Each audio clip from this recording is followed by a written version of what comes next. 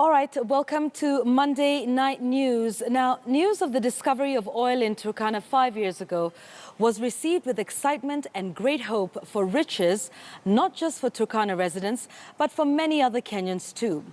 Well, the excitement has since died down and there isn't any more talk of the riches, at least not for the rest of the country.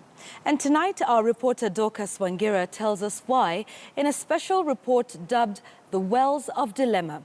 This story comes to you shortly within this bulletin, but first we bring you a sneak preview.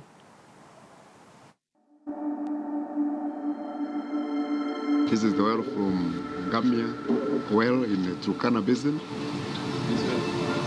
Yes, right. In fact, there are 2 bottles which brought the samples, right? It made an oil discovery in Kerio Valley Basin, which could mean opening up a second oil basin for development. Stakeholders wote wa mafuta walielewana ugawaji wa rasilimali ya mafuta. Mtu akisimama hapa aseme Uhuru akona haja na mafuta ya wengine ashindwe.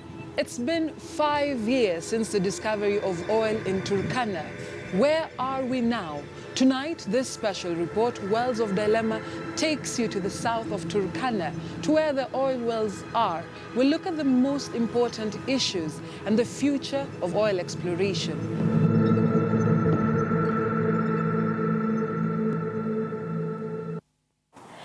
And like we told you, that story is coming up shortly in this bulletin. It's our special feature by Dorcas Wangira, and it forms the basis of our interactive question tonight, which doesn't require a yes or no answer. We ask that you share your views on this story. You can use the hashtag Wells of Dilemma.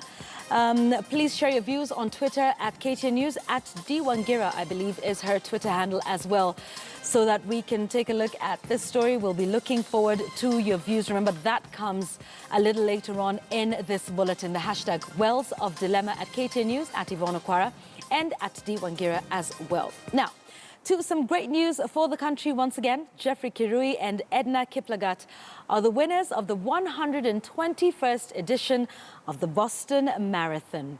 Now, they were able to win by clocking a time of 2 hours, 9 minutes and 37 seconds.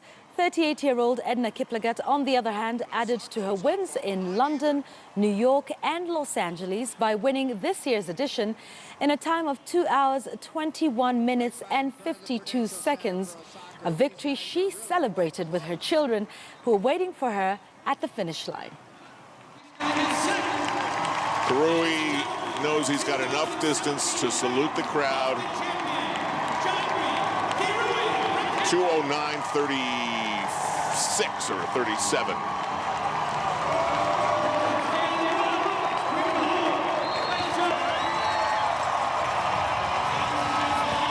The street always seems so much longer.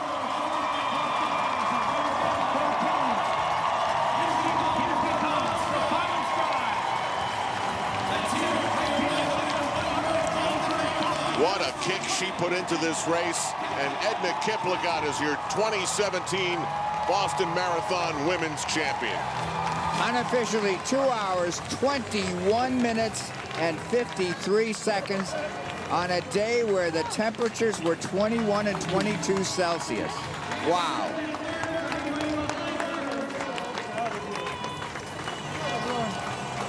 I'm very happy today for coming to run Boston for the first time, and I feel so great, and I'm humbled to win the race.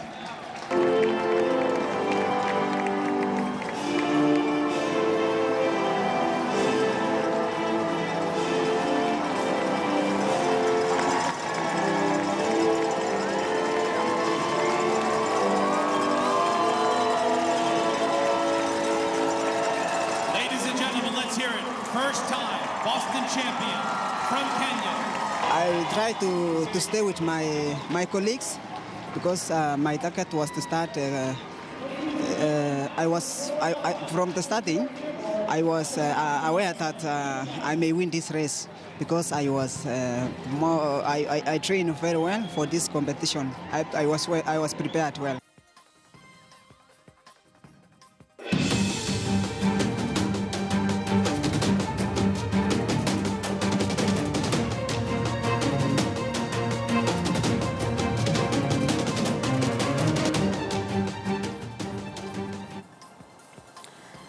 Now, it was the persistent suggestion by ANC leader Musalia Mudavadi to form a formidable opposition alliance that laid the foundation for the formation of the National Super Alliance.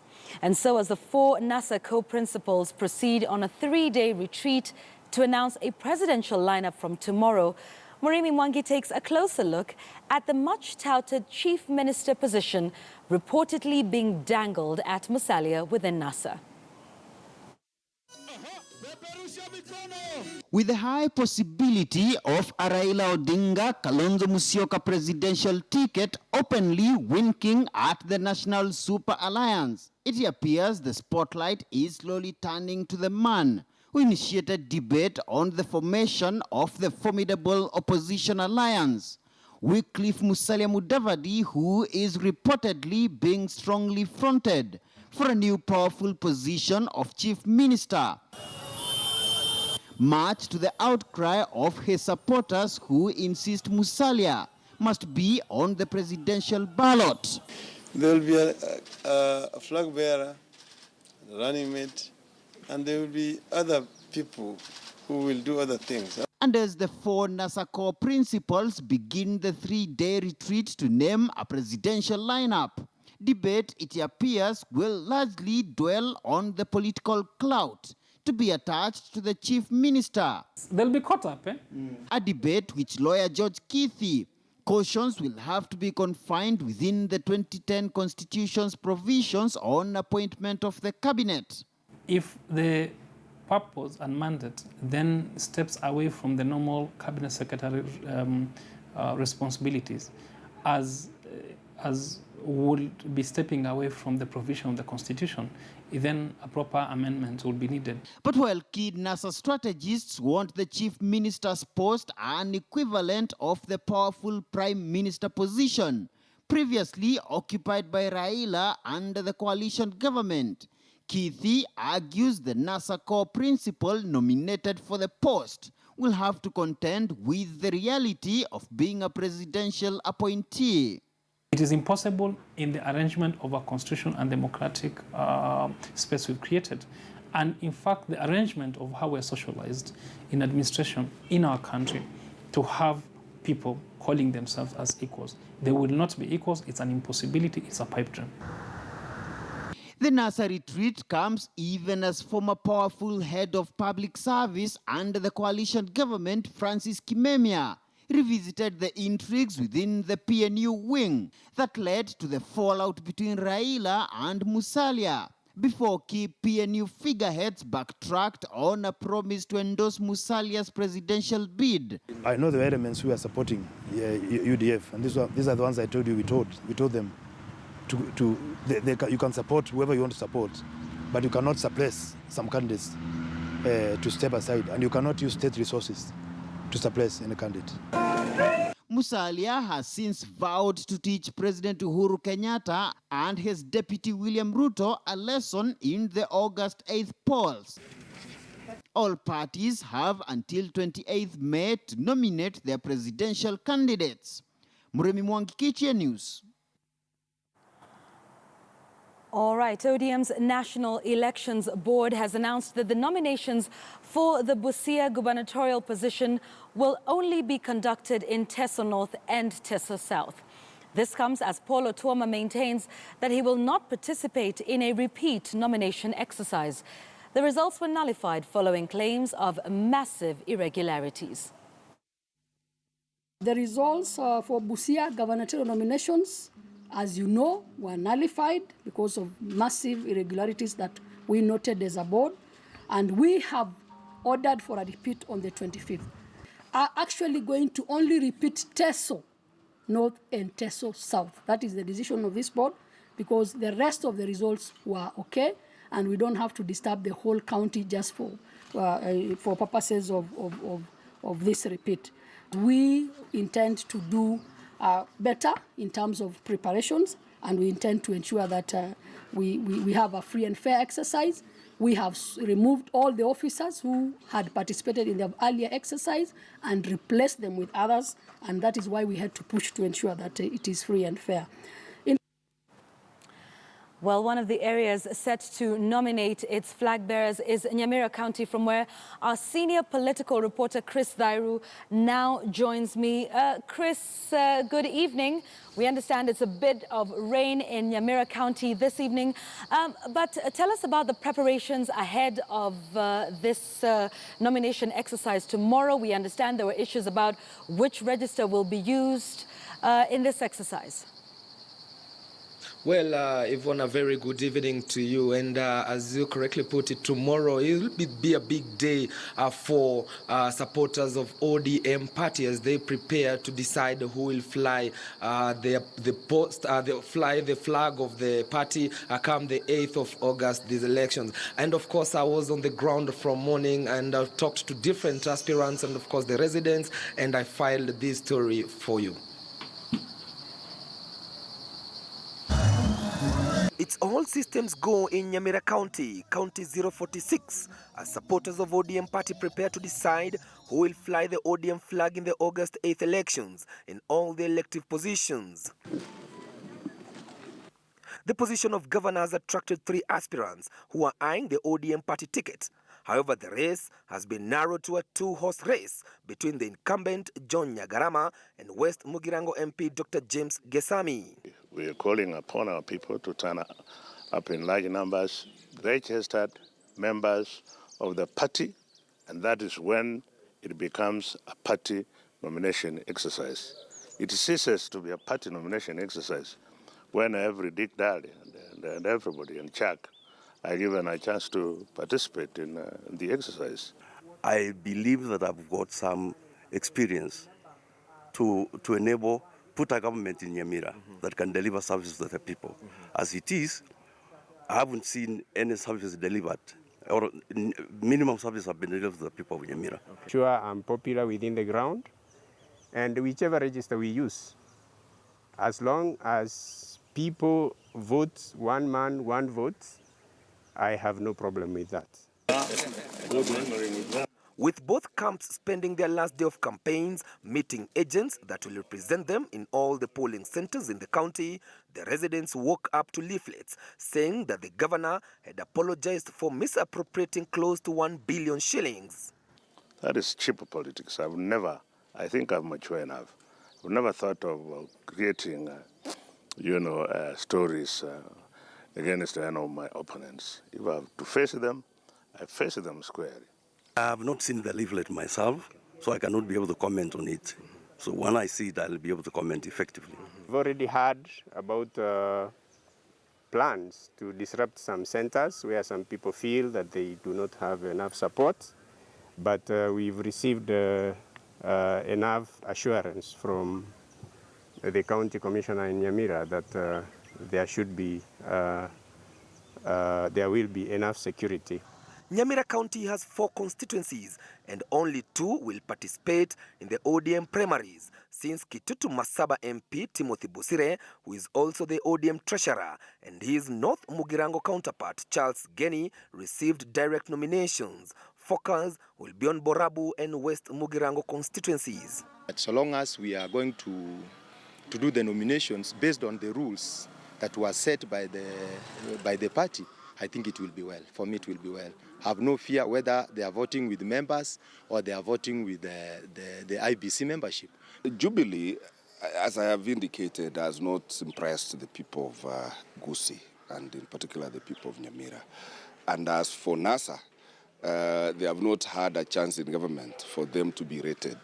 So they come in only as an alternative. However, it will not be a walk in the park for whoever will win the ODM ticket for governor, since he will still have to face the Jubilee candidate, former Kitutu Masaba MP Walter Nyambati. In other elective positions, Evans Omogeni was given a direct nomination for the senatorial seat, while Alice Chai will be flying the ODM ticket for women representative position. Chris Dairu, KTN News from Nyamira County.